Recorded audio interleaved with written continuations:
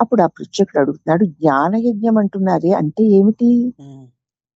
ఇతర యజ్ఞాల మాట కూడా ఏమిటి చెప్పండి. జ్ఞాన యజ్ఞం కాకుండా ఇతర యజ్ఞాలు అందరూ రకరకాల యజ్ఞాలు చేస్తున్నారు కదా, జ్ఞాన యజ్ఞం గురించి ఇతర యజ్ఞాల గురించి కూడా చెప్పండి అన్నాడు.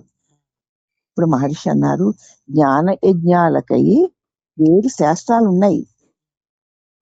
అభ్యాసము, జ్ఞాన సంపాదనకై, జ్ఞాన యజ్ఞాలకై 7 శాస్త్రాలు ఉన్నాయి.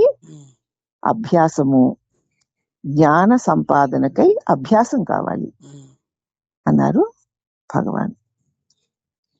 అప్పుడు పిచ్చకుడు, జీవన్ముక్తులలో తరతమ భేదాలు ఉంటాయా? జీవించి ఉండగానే ముక్తిని పొందిన వారు మహర్షులు ఉంటారు కదా, వాళ్ళల్లో భేదాలు ఉంటాయా అని అన్నాడు. అంటే మహర్షి అన్నారు, బాహిరంగా వారిలో ఎన్ని భేదాలు ఉంటే ఏమిటి, బాహ్యంగా వాళ్ళ శరీరాలను బట్టి కదా నువ్వు చూస్తున్నావు. ఆ శరీరాలలో ఎన్ని భేదాలు ఉంటే ఏముంది, ఒక్కొక్క శరీరం ఒక్కో రకంగా ఉంటుంది. వారి జ్ఞానంలో ఏ భేదము ఉండదు. శరీరాలు వేరువేరు భేదాలతో కనిపిస్తాయే గాని వారి జ్ఞానంలో భేదం ఉండదు అన్నారు భగవాన్.